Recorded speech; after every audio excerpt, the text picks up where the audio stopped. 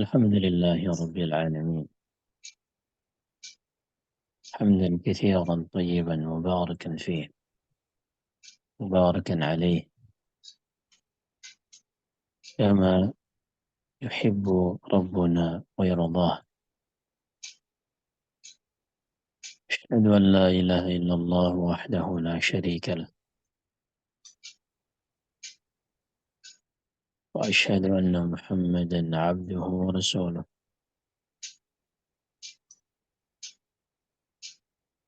اللهم صل وسلم وبارك على سيدنا ونبينا محمد وعلى آله وأصحابه ومن تبعهم بإحسان إلى يوم الدين. أما بعد، kembali di bulan Ramadan ini kita lanjutkan alim kita berkaitan tentang hadis-hadis seputar wanita dari Sahih Al-Bukhari dan Sahih Muslim.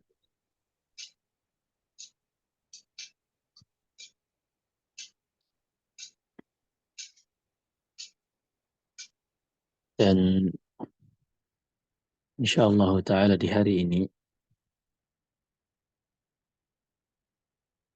kita akan lanjutkan dengan sebuah hadis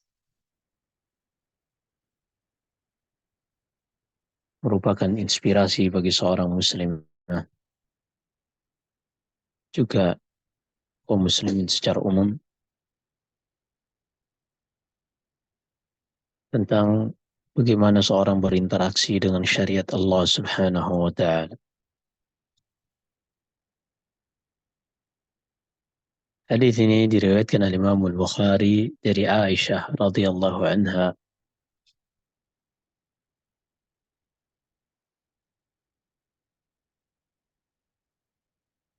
Ia mengatakan, "Yarhamullahu nisa'al muhajiratil awwal.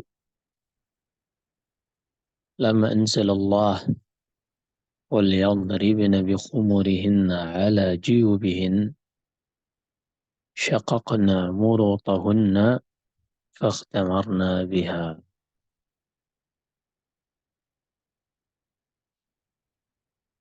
Kata Aisyah, semoga Allah Subhanahu wa taala merahmati wanita-wanita muhajirat yang awal, dikarenakan tatkala Allah Subhanahu wa taala menurunkan firman-Nya di dalam surat An-Nur yang artinya, dan hendaklah para wanita menjulurkan kain mereka dari atas kepala hingga menutupi tubuh mereka. Para wanita-wanita muhajirat ini pun mereka secara spontan langsung merealisasikan perintah Allah ini, langsung melaksanakan kewajiban dari Allah ini dengan mengambil apa saja, meraih apa saja berupa kain yang dengannya mereka bisa menutupi kepala hingga tubuh mereka. Hal ini dikarenakan ayat ini turun pada tahun kelima Hijriah di bulan Dzulqa'dah. Sebelum tahun kelima ini di bulan Dzulqa'dah, para wanita belum diwajibkan untuk berhijab. Para wanita belum diwajibkan untuk berhijab hingga Umar bin Khattab, sebagaimana di dalam Sahih Bukhari, ia pernah mengatakan kepada Rasulullah, "Ya Rasulullah, ustur alaika zaujaka." Wahai Rasulullah, tutupi istrimu ini. Fa innahu yukallimuhunna al-baru wal fajir. tolong tutupi istrimu ini wahai Rasulullah, karena yang berbicara kepada wanita itu terkadang laki-laki yang baik, bersih hatinya, yang terkadang laki-laki yang bejat, terkadang laki-laki yang buruk isi hatinya. Hingga akhirnya Allah Subhanahu wa taala menurunkan firman-Nya ini agar wanita menjulurkan kain mereka, menutupi tubuh mereka. Kata Allah, "Dzalika adna ay yu'rafna fala yu'dzain." Hijab mereka itulah yang akan menjadi tanda hingga memudahkan untuk mereka dikenali sebagai wanita-wanita yang baik dan agar mereka tidak diganggu.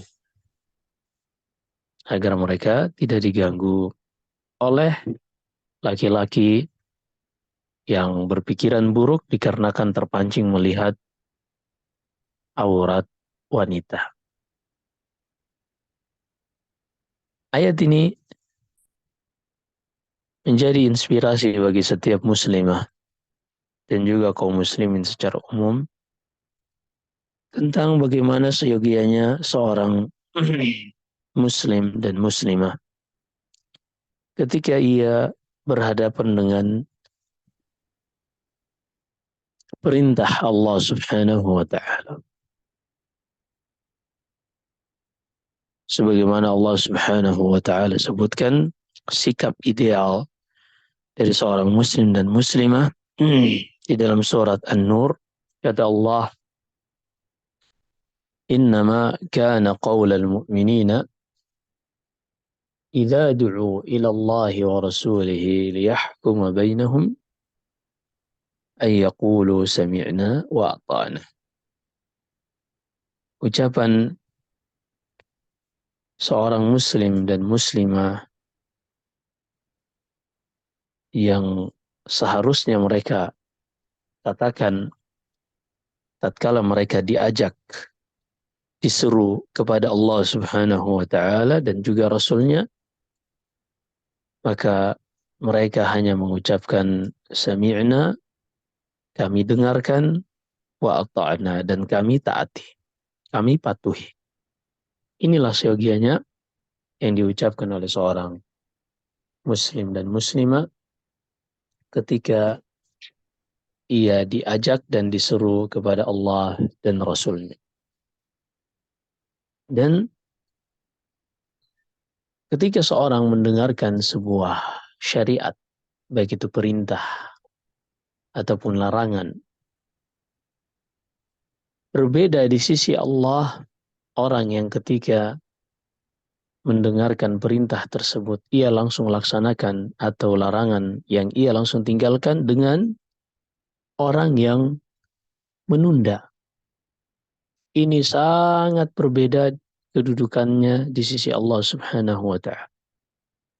Kita akan coba mengambil pelajaran tentang hal ini, tentang respon di dalam berinteraksi dengan syariat Allah, agar kita lebih paham tentang bagaimana seyogianya, idealnya sikap seorang muslim dan muslimah terhadap syariat Allah.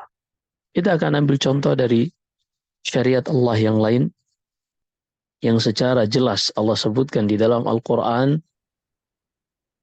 perbedaan perlakuan terhadap orang yang bersegera ketika menyambut seruan Allah, melaksanakan perintah Allah atau menjauhi larangan Allah dengan orang yang menunda-nunda.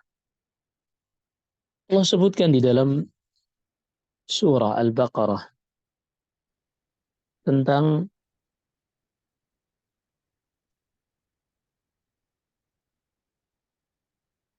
pelaku riba dan memakan harta riba. Allah sebutkan di dalam Al-Quran di surat Al-Baqarah, kata Allah, "Yamhaqullahu riba wa yurbis sadaqah." Allah akan menghancurkan riba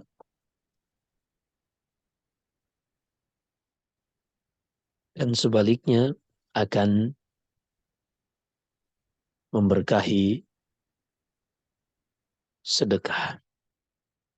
Kemudian kata Allah, setelah Allah menurunkan syariat pengharaman riba ini, kata Allah, "Faman ja'ahu mau'izatun min rabbih fantaha falahu ma salaf wa amruhu ila Allah."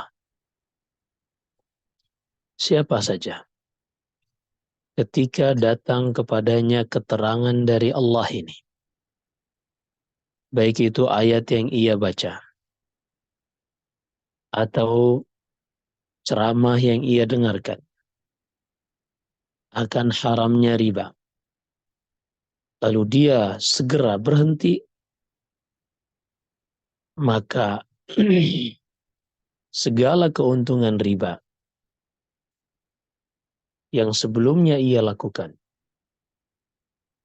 segala keuntungan riba yang telah ia dapatkan, maka semuanya menjadi halal bagi orang tersebut. Kita ulangi. Kata Allah, siapa saja yang datang kepadanya informasi tentang pengharaman riba, kemudian ia bersegera meninggalkan riba tersebut, bertobat kepada Allah Subhanahu wa taala, maka halal baginya segala keuntungan yang pernah ia dapatkan sebelum datangnya keterangan ini dari riba. وَمَنْ عَادَ فَأُولَٰئِكَ أَصْحَابُ النَّارِ هُمْ فِيهَا خَالِدُونَ. Adapun orang-orang yang kembali tetap melakukan riba walaupun sudah datang keterangan tentang pengharamannya, maka mereka itulah yang diancam dengan neraka, wal'iyadzu billah. Perhatikan dalam ayat ini, Allah Subhanahu wa taala membedakan antara membalas dua orang. Yang satu ia bersegera bertobat setelah datang tentang riba, setelah datang keterangan tentang riba, pengharamannya kepada orang tersebut, maka segala keuntungan yang ia dapatkan halal dari perbuatan-perbuatan riba sebelumnya. Adapun orang yang masih tetap melakukan riba, maka dia diancam ke dalam neraka, waliyadzubillah. Kenapa Allah membedakan antara dua orang ini? Orang yang pertama, yaitu orang yang ketika datang kepadanya informasi tentang riba dan dia langsung tinggalkan, di sini menunjukkan ada kejujuran di dalam hatinya. Seorang yang jujur di dalam hatinya mengikuti syariat Allah, ketika pertama kali ia mendengarkan Allah mengharamkan hal tersebut, ia langsung tinggalkan, ketahuilah, kalau seandainya ia mendengarkan informasi tentang riba tersebut sejak 10 tahun yang lalu, ia melakukan riba, karena kejujuran hatinya ia pun telah meninggalkan. Demikian pula kalau seandainya ia pernah melakukan riba sebanyak 20 tahun misalnya, ketahuilah karena kejujuran hatinya, kalau seandainya ia mengetahui bahwasanya riba itu haram sejak 20 tahun yang lalu, ia tidak akan terjun untuk berinteraksi dengan riba. Bahkan kalau seandainya ia telah ketahui tentang riba itu haram sebelum ia melakukan riba dan hatinya jujur di dalam berinteraksi dengan Allah, maka ketahuilah dia tidak akan pernah sama sekali menyentuh yang namanya riba. Demikian Allah Subhanahu wa taala menilai dari hamba-hambanya adalah apa yang ada di dalam hati mereka. Sehingga seorang hamba juga ketika berinteraksi dengan Allah, ia berjalan menuju kepada Allah Subhanahu wa taala dan negeri akhirat, maka ia tidak hanya sibuk dengan fisiknya saja, dengan jasadnya saja, memperindah yang nampak, namun jangan lupa ia harus menjaga hatinya dan terus mengawasi hati ini agar tidak menyimpang. Berkata Ibn Al-Qayyim rahimahullah dalam nuniyanya, "Qat'ul masafati bil qulubi ilaihi la bisayri ala maqa'idir rukbani." Kata beliau, berjalan menuju Allah itu adalah perjalanan menggunakan hati, bukan perjalanan dengan seorang semata-mata naik di atas punggung-punggung kendaraan.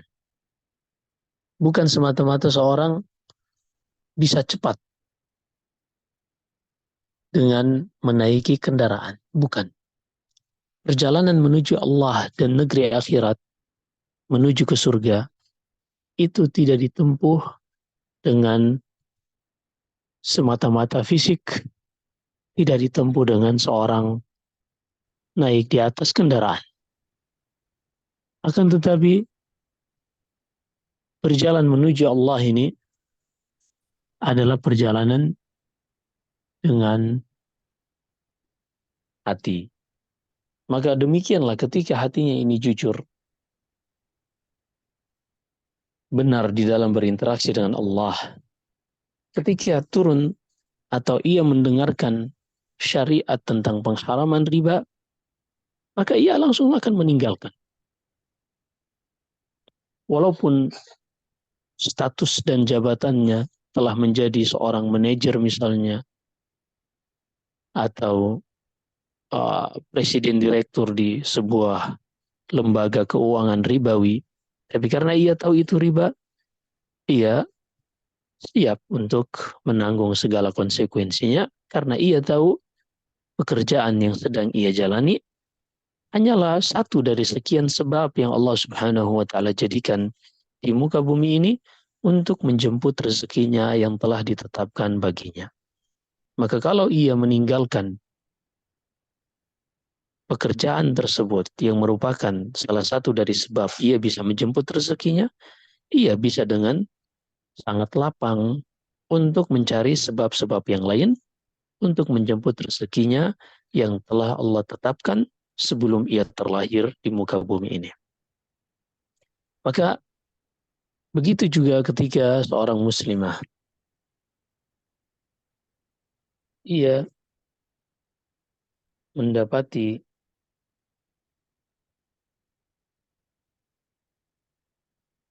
dari firman Allah Subhanahu wa taala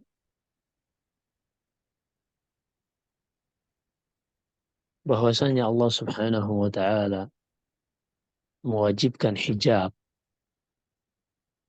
maka periksa hati ini. Sejauh mana hati ini ketika mendengarkan syariat Allah, membaca tentang hukum Allah, ia mengatakan sami'na wa ata'na. Apakah hati kita sudah mengatakan sami'na wa ata'na? Ataukah masih terlalu banyak ambisi-ambisi duniawiyah, keinginan-keinginan yang terlalu besar, bergejolak tentang dunia ini, ingin eksis di tengah-tengah masyarakat, hingga membuat seorang hatinya terkalahkan dan lebih condong kepada kecintaan kepada dunia, seakan-akan dunia inilah yang akan menjadikannya hidup selama-lamanya. Padahal siapa yang mengetahui ia akan menjumpai hari esoknya? Siapa yang akan mengetahui dan memastikan bahwasannya ia masih bisa untuk melanjutkan perjalanan hidupnya besok di dunia ini? Maka ketika seorang menyadari hal ini, dan ia tahu tempat kembalinya hanyalah kepada Allah Subhanahu wa taala, kemudian Allah akan membalas setiap manusia sesuai dengan amalan yang mereka kerjakan, maka disinilah dia mulai menyadari untuk kembali memperbaiki hatinya, menata hati ini agar senantiasa tunduk dan cinta terhadap segala apa yang Allah syariatkan, dan dia ketahui bahwasanya tidaklah Allah mensyariatkan sesuatu melainkan kemaslahatan bagi manusia. Jika itu perintah, maka ketahuilah itu adalah perintah kepada kebaikan yang bermanfaat bagi kehidupan manusia di dunia ini dan di kehidupan akhirat kelak. Kalau seandainya itu larangan, maka ketahuilah larangan itu akan merugikan dan berdampak buruk bagi manusia di dalam kehidupan dunia ini ataupun kehidupan akhirat kelak. Maka ini ucapan Aisyah, ia sangat takjub dengan wanita-wanita muhajirat.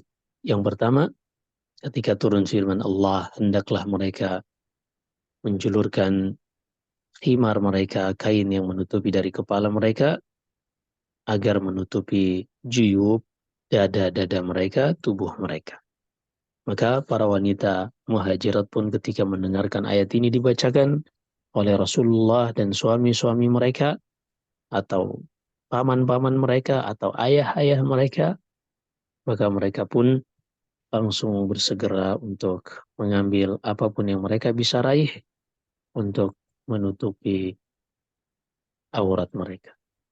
Sebagai bentuk implementasi dan mengamalkan firman Allah Subhanahu wa taala dalam surat An-Nur ini. Baik,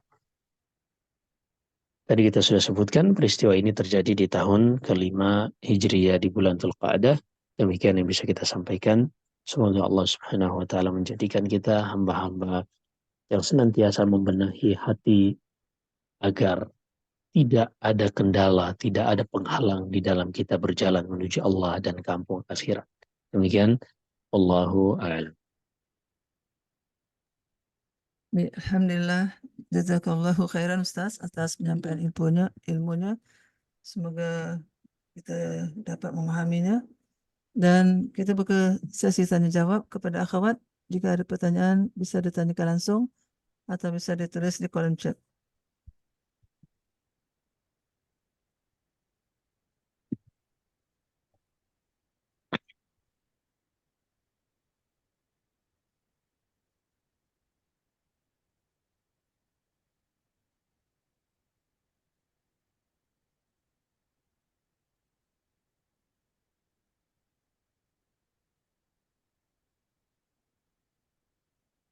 Baik, yang ingin bertanya langsung, silakan dibuka mic-nya. Bismillahirrahmanirrahim. Assalamualaikum warahmatullahi wabarakatuh, Ustaz. Ahsanallahu ilaika ya Ustaz. Izin bertanya terkait dengan riba. Ustaz, bagaimana ya kalau misal kita bekerja di lingkungan orang-orang yang menjalankan riba tersebut, tapi kita tidak terlibat di dalamnya. Maksudnya mereka tuh apa di kantor Ana tuh ada koperasi begitu Ustaz. Jadi semua dari teman-teman Ana tuh tergabung dalam anggota koperasi, dan mereka tuh kayak berbahagia seperti itu, berbahagia jika mendapatkan hasil SHU-nya tersebut. Dan aku tuh kayak sering dipaksa begitu Ustaz, kayak ayolah daftar itu jadi sebagai anggota koperasi itu. Nah terus Ana tuh seringkali kayak berniat begitu Ustadz, bahaya nih kalau misal saya bekerja di sini, karena kayak menurutku semua teman-temanku tuh menikmati hasil itu, dan aku juga dipaksa untuk mengikuti itu. Nah, bagaimana kalau misalnya kita berniat seperti ini Ustadz, ya Allah berikanlah saya pekerjaan yang baik, yang apa di dalamnya teman-temannya tuh apa namanya tidak ada proses seperti itu, dan kemudian kalau saya mendapatkan tawaran pekerjaan tersebut, apakah itu bentuk Ustadz jawaban bahwa Allah menginginkan saya untuk pergi dari tempat ini, seperti itu Ustadz. Terima kasih, jazakallahu khairan. Nah, jazakallah khair. Nah, ketika seorang muslimah mendapati keterasingan di dalam kemaksiatan, maka itu adalah bentuk keimanan yang sangat luar biasa. Datang Ma'bad ibn Khalid al-Juhani radhiyallahu an kepada Rasulullah sallallahu alaihi wasallam. Lalu Rasulullah bertanya, "Ji'ta tas'alu 'anil bir?" Wahai sahabatku, engkau datang untuk bertanya tentang kebaikan. Al-birru husnul khuluq wal ithmu ma haka fi nafs wa taraddada fi sadar. Kebaikan itu adalah akhlak yang baik yang membuat hati tenang. Sebaliknya dosa dan maksiat itu adalah yang membuat hati ini menjadi tidak tenang, ragu-ragu, dan seorang membenci untuk mengetahui apa yang kita ragu-ragukan tersebut. Maka ketika seorang berada di lingkungan yang orang-orang melakukan maksiat, riba, atau yang semisalnya, dan dia merasa asing di tempat seperti itu, ini adalah dorongan keimanan yang sangat luar biasa. Walaupun kalau memang dia tidak bisa dipaksa untuk melakukan hal tersebut, hukum asalnya dia masih berada di atas jalur yang aman selama dia masih bisa menguasai hatinya, menguasai apa yang ia lakukan untuk tidak ikut serta dengan orang-orang yang melakukan riba. Hanya saja memang manusia adalah makhluk yang lemah, hati ini gampang berpindah, sehingga ketika melihat orang lain misalnya telah senang-senang dengan hal tersebut, apalagi mendapatkan keuntungan, ia bisa saja tergiur dan bisa saja syaitan yang tidak pernah lelah untuk mengajaknya terjatuh ke dalam riba, di saat ia mendapatkan permasalahan misalnya seakan-akan riba itulah jalan keluarnya, ia bisa saja terseret. Maka jika seorang berdoa kepada Allah untuk meminta dihindarkan dari lingkungan seperti ini, itu adalah dorongan keimanan. Dan ketika ada memang tawaran pekerjaan di tempat yang lain, dan di situ ia melihat sepertinya lebih jauh dari lingkungan riba, maka Allah Subhanahu wa Ta'ala akan memberikan jalan kepada Allah untuk orang-orang yang jujur di dalam memintanya. Allah berfirman di akhir surat Al-Ankabut, "Walladzina jahadu fina lanahdiyannahum subulana. Wa innallaha lama'al muhsinin." Orang-orang yang benar-benar jujur ingin meniti jalan kami, sungguh kami akan bimbing ia untuk menjalani jalan-jalan kami.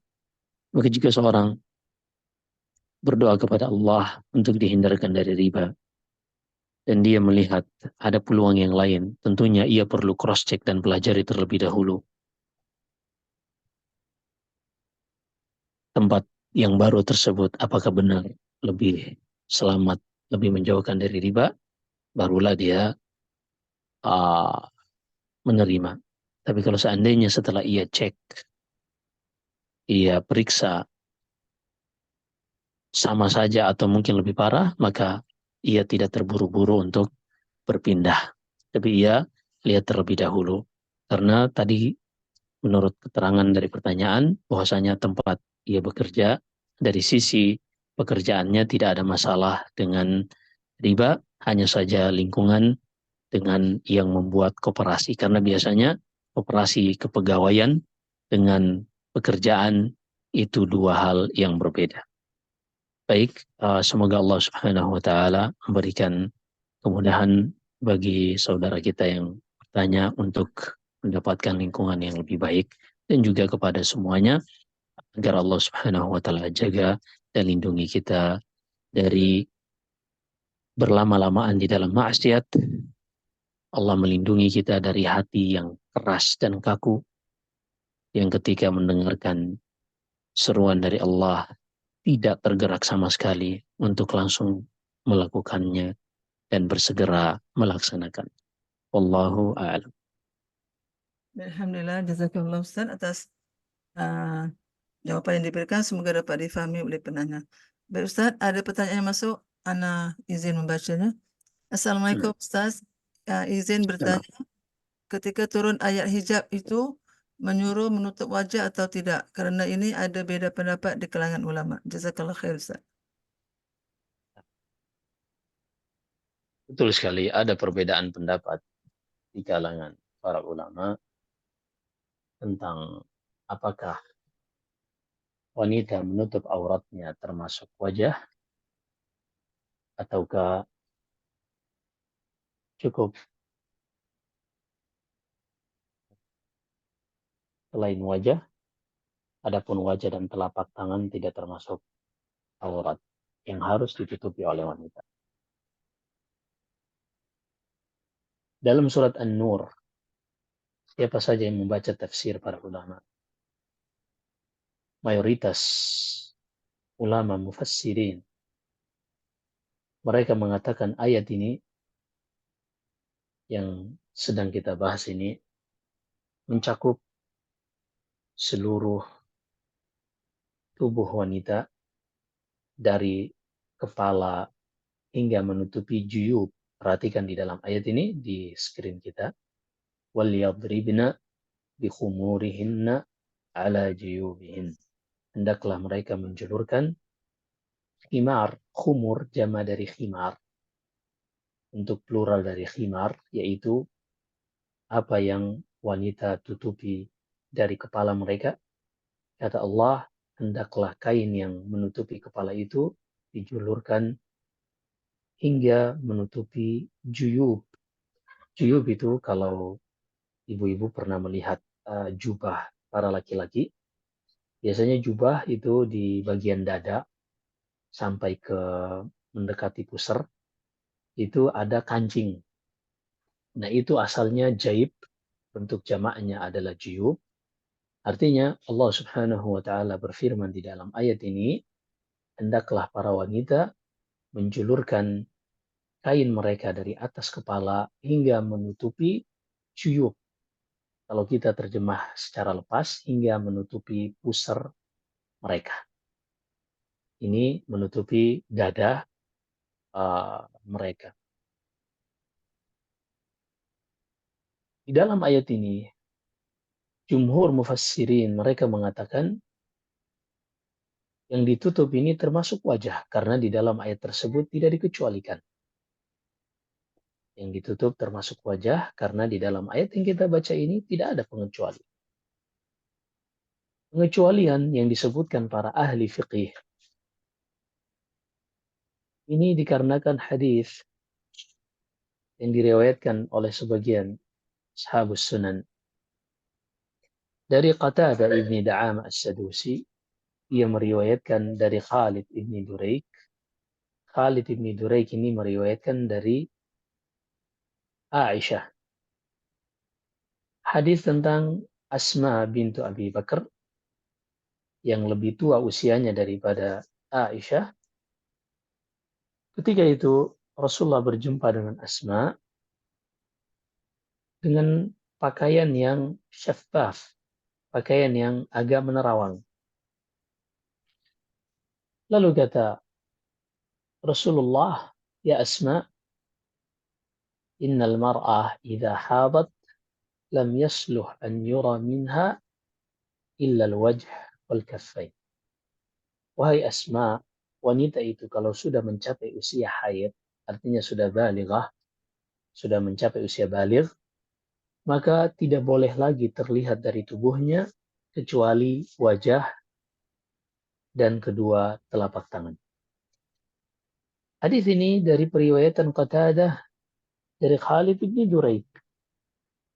Para ulama mempermasalahkan hadis ini dikarenakan pada jalur sanadnya ada Khalid bin Duraik, yang mana Khalid ini tidak pernah mendengarkan dari Aisyah.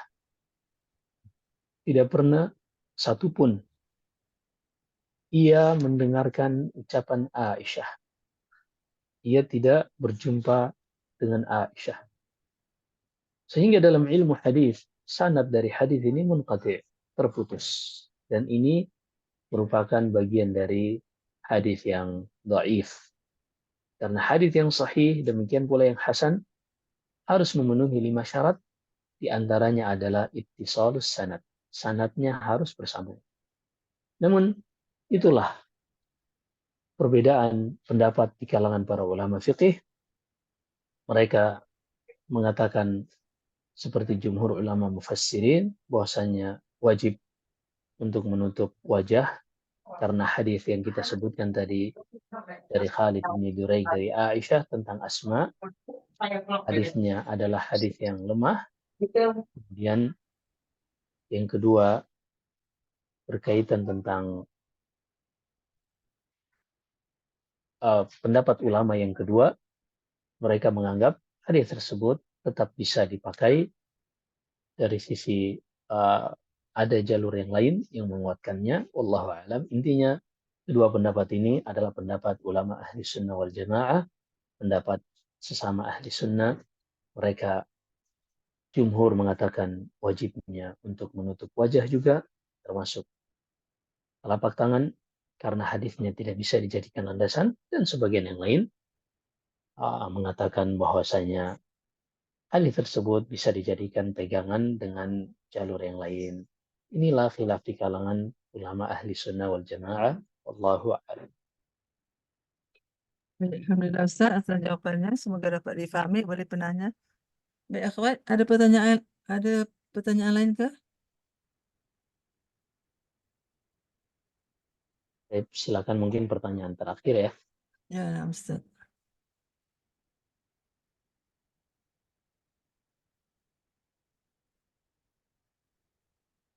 Ada pertanyaan Ustaz yang terakhir. Berkaitan dengan menangkap ikan yang kalau di bangkai ikan semuanya halal Ustaz. Kalau digunakan menembak atau menggunakan tombak, apakah bangkainya halal Ustaz? Untuk hewan di laut. Naam Ustaz. Nah, bahkan kalau terjadi sebuah fenomena meningkatnya suhu air laut misalnya yang membuat ikan-ikan menjadi mati tanpa dipancing, tanpa ditombak, tanpa ditembak, maka semuanya halal. Menggunakan apapun. Jadi di dalam sabda Nabi sallallahu alaihi wasallam, fil bahri huwa tahuru ma'uhu al-hillu maitatuhu. Laut itu artinya kehidupan air, baik itu air asin ataupun air tawar, danau, demikian pula laut. Kata Rasulullah, wal hillu at-tahuru ma'uhu al-hillu maitatuhu. Airnya suci, boleh dipakai untuk berwudu. Demikian pula mandi junub. Dan juga semua hewan yang ada di dalamnya halal. Maitatuhu, arti maita yang tidak disembelih. Didapatkan dengan cara apapun, didapatkan dengan cara apapun, dengan memancing, dengan menombak, dengan menembak, bahkan dengan membom. Selama tidak merusak biota laut yang lain, tidak melakukan pengerusakan terhadap makhluk-makhluk yang lain, tidak merusak alam, kita berbicara dari sisi hukum halal atau tidak hasil penangkapannya, maka hukumnya adalah halal. Nah, Naam, demikian. baik Ustaz. Jazakallah Ustaz atas jawabannya. Saya tidak ada pertanyaan yang masuk lagi Baik, Ustaz. Bisa ditutup dengan nasihat Ustaz. Tafadhal, Ustaz. baik. Nah, seorang muslimah, ia diuji di dalam kehidupan dunia ini dengan sejauh mana hatinya ini berinteraksi dengan Allah. Apakah ia jujur sebagai seorang yang menghambakan diri kepada Allah, sehingga apapun yang Allah perintahkan, ia langsung sami'na wa ata'na, dengar dan patuh, ataukah hatinya masih terlalu dikuasai oleh ambisi-ambisi kehidupan, ambisi-ambisi hawa nafsu yang entah kapan berakhirnya. Maka kita selalu diuji dengan hal-hal seperti ini. Maka mari kita perlihatkan kejujuran hati kita berjalan menuju Allah Subhanahu wa ta'ala. Dan inilah bulan Ramadan, bulan kita melatih kesucian hati kita dan kejujuran jiwa kita. Karena ketika kita berpuasa, tidak ada yang melihat kita, tidak ada yang mengetahui dan bisa memvalidasi apakah kita masih puasa atau tidak. Yang mengetahuinya hanya kita dengan Allah Subhanahu wa Ta'ala. Maka mari dengan momen puasa di bulan Ramadan ini, kita menata kembali hati kita, memperbaiki kembali hati kita yang sedang berjalan menuju Allah ini, agar Allah Subhanahu wa Ta'ala menganugerahkan kepada kita hati yang bersih, yang tenang selalu dengan syariat Allah, yang ketika mendengarkan perintah ia langsung kerjakan, dan ketika ada larangan ia langsung tinggalkan. Dan itulah an-nafsu al-mutmainnah, hati yang tenang, yang akan sangat bahagia ketika di penghujung hidupnya ia akan dipanggil dengan ucapan, ya ayyatuhan nafsul mutmainnah irji'i ila rabbiki radiyatan mardiyah fadkhuli fi ibadi wadkhuli jannati. Wahai jiwa yang tenang, hati yang bersih, kembalilah kepada Rabbmu dalam keadaan ridha dan engkau diridhai. Masuklah kepada hamba-hambaku, kata Allah, bersama hamba-hambaku, dan masuklah ke dalam surga. Baik, ini yang bisa kita sampaikan. Wallahu a'lam. Jika ada benarnya semata-mata dari Allah Subhanahu wa taala, jika ada kesalahan dan kekurangan dari saya, astagfirullah li wa lakum. Sallallahu alaihi wasallam wa baraka ala nabiyyina Muhammad. Subhanakallah wa bihamdik, asyhadu an la ilaha illa anta astaghfiruka wa atubu ilaik. Assalamualaikum warahmatullahi wabarakatuh.